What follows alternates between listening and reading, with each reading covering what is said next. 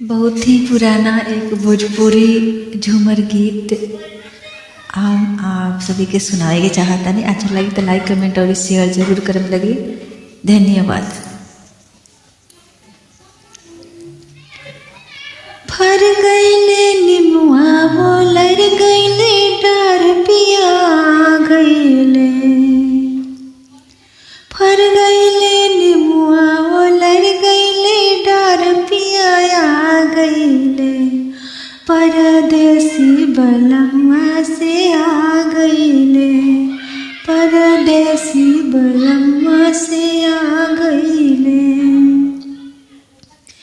अगती में जनती पिया मोर गईते टिसनवे पर।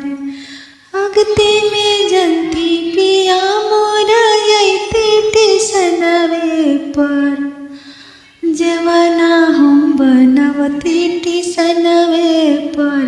जेवना हम बनवती टिसनवे पर। अपने जे ज्योति पिया के जीवती देवर जी के। अपने जे ज्योति पिया के जीवती देवर जी के। मनवा हम ललचौती देवर जी के। मनवा हम ललचौती देवर जी के।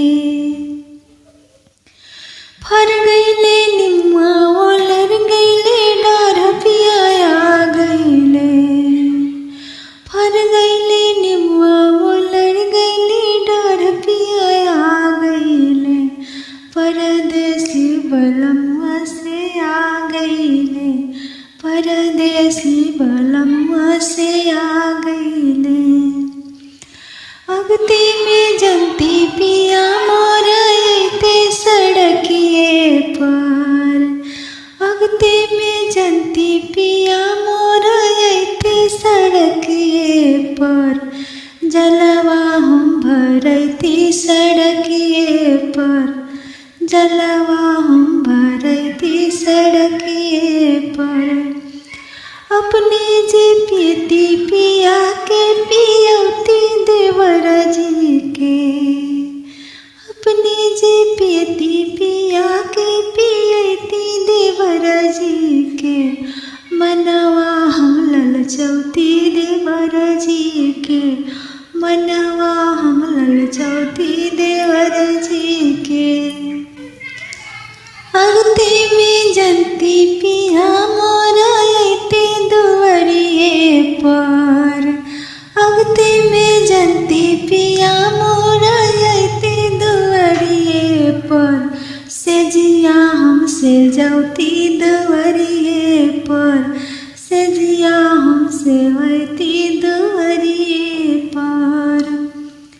अपने जे सोती पिया के सुवैती देवर जी के। अपने जे सोती पिया के सोवैती देवर जी के।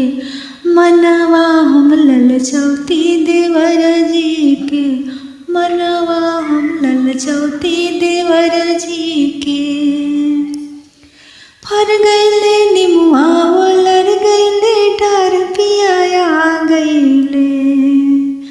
फर गईले निमुआ ओलर गईले डार पिया गईले।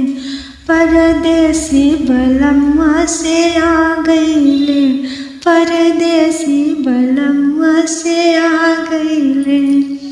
ये बहुत ही पुराना झूमर गीत था जो हम ननी चक्का में सीखले बानी। तो हमारा अचानक याद आया तो हम गा देनी है आज। अच्छा लगे तो लाइक कमेंट शेयर करम। Thank you.